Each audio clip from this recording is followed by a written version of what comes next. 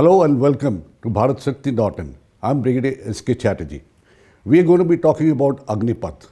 Agnipath is the new human resource management policy, I would define it that way, as far as the Indian Army is concerned, and was announced in June last year.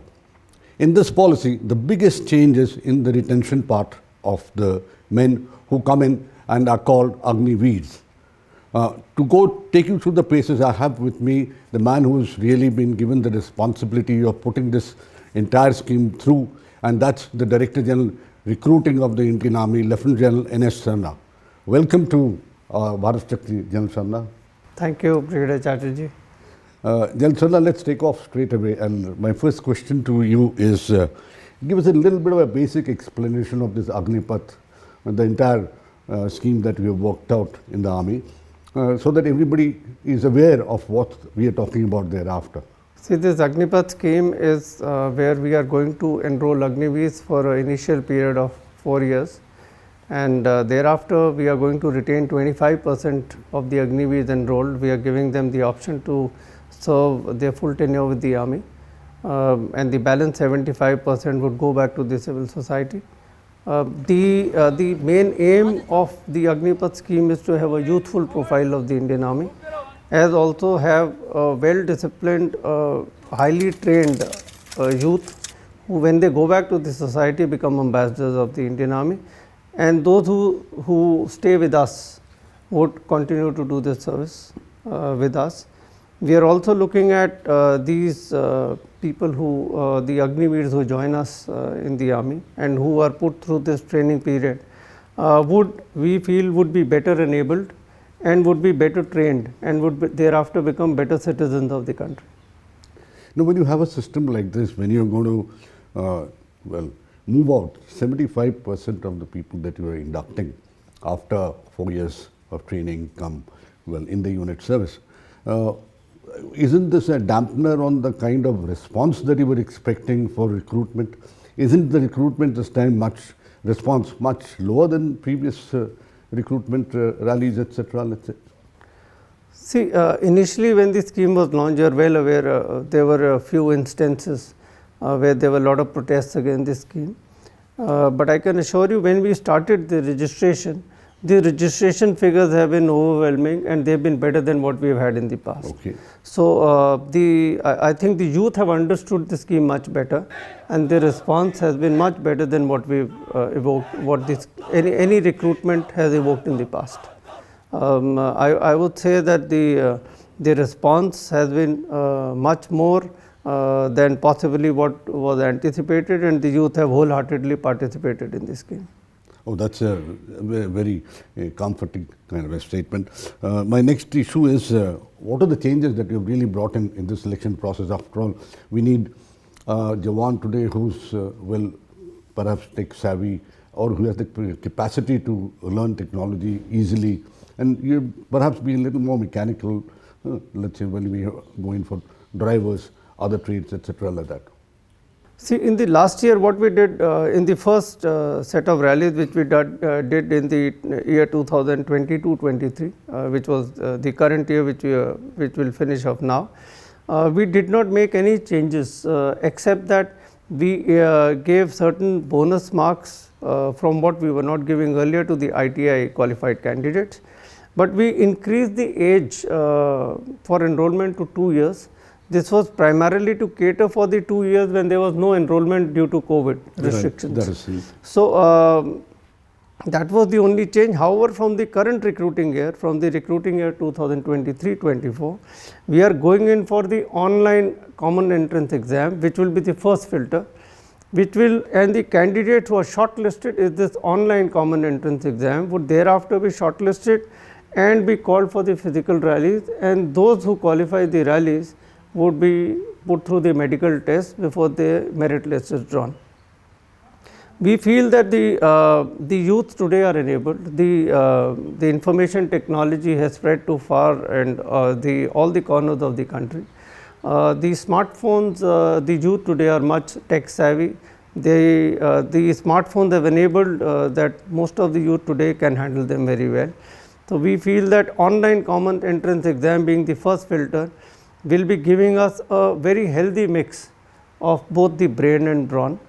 We want physically fit candidates, but we also want youth who are able to imbibe the new technology, which the new generation weapons which are available with the army, they should be able to handle them. Right, but you still would like to get the better material into the army. So, and maybe it's in certain areas where it's more technical or more a kind of a job where perhaps they need skill sets, etc. So, what are you doing in terms of incentivizing people to?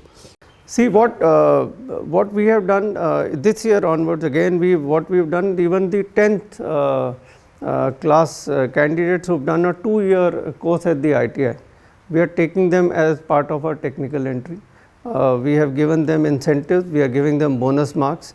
The candidates who are diploma holders, we are giving them bonus marks. The NCC qualified candidates and also outstanding sports persons are being given bonus marks to incentivize them to join the army and get enrolled as Agniveers.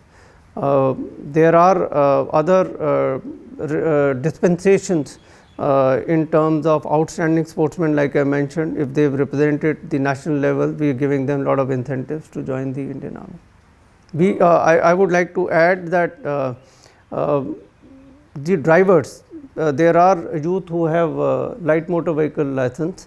We are shortlisting them, and they are being trained as drivers, so that these people, because they already have the takeoff level to become drivers, so we can also cater for the short training period, and we are keeping this account and taking them as drivers while they are being sent to the centers for training. You will give them the basic training in the initial recruit training part of it, and then he's got the skill set already. Correct. His takeoff level is much better. We don't have to start from the very beginning when we are. Definitely.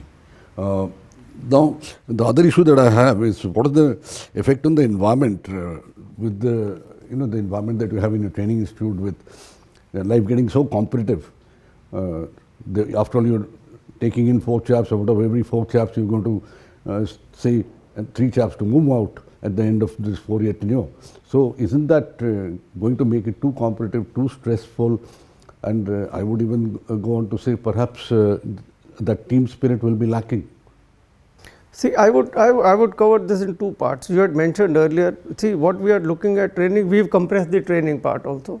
But what we are doing is that initially during the training period, we are focusing on what is the essential that an individual needs to become or join as a recruit in the regiment or a battalion.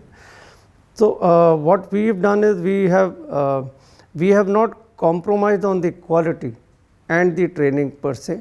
But what we have done is we've started using information technology, IT, what is available. We are making extensive use of CBTs.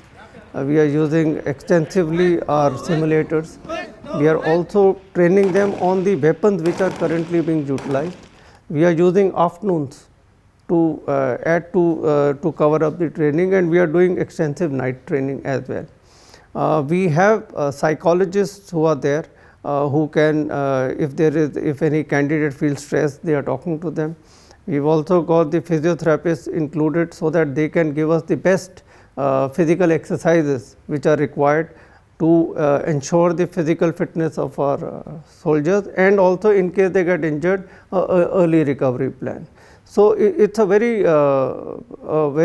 modern and a sophisticated system of training that we have adopted, and we are very sure that the training curriculum per se has not been compromised, and the soldiers and the feedback from the centers has been very positive. You are aware that the first batch of Agniveers is already joined the regimental centers and are training since 1st January, and the second batch is training from 1st of March this year. The initial feedback has been very positive from the centers.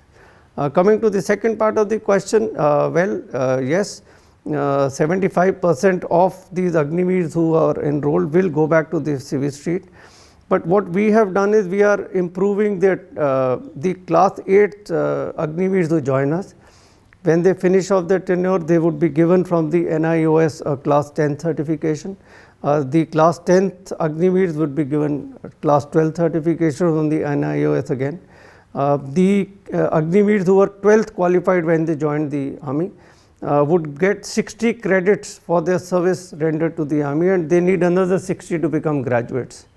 Other than that, soft loans like the Mudra loan up to rupees 10 lakhs, Startup India, Stand Up India, the PM's employment generation scheme, loans are available through them. The Ministry of MSME is giving 5% reservation in our courses that they are being run. All the regimental centers, the line directorates have been classified by the NCVT as training institutions. So, after 6 months of training, they will get a basic low level skill set certificate, and 44 trades of the army have been identified who would, the candidates or the Agniveers after 4 years would get a long course skill set certification would be given to them. So, as far as jobs are concerned, you are aware that BSF, CISF and the MOD have already announced 10% reservation. We are very sure that the other CAPFs would also come forward. Within the states, the state governments are looking to reserve certain jobs for these Agniveers when they go out. Likewise, the public and the private sector are also looking at it in a very positive manner. The Ministry of Railways is also looking at reserving or giving incentives for our Agniveers to join in the RPF and such like. So, there is a lot which is happening, and we are very sure that these Agniveers, when they go back to the civil street, would actually have jobs on offer, and in any case they can become their own, they can start up their own business or whatever ventures they are looking at. In any case, you must be having some sort of a review system also built into the whole this thing. So, I guess as we progress, we'll draw out certain lessons and possibly refine the entire project if required. True, we have a system of feedback, and if we find that there are any improvements in the whole process are required, we would be doing that, and mid-course corrections are always undertaken, and that is the norm. In case there are any places we feel can be improved upon further, we would be looking at it, and we would do the mid-course corrections or any improvements that are required. Right, I think we'll finish on that note. Thank you, General. Thank you so much for sparing your time to be with BharatShakti.in. My pleasure, Brigadier Chatterjee. It was wonderful interacting with you. Thank you. And thank you, viewers. Thanks for joining BharatShakti.in. Do log in like this, and you will find interesting stories on various subjects of importance to you. And do subscribe for us, do like us, and do let us know if there are any subjects you want us to further pursue on this channel.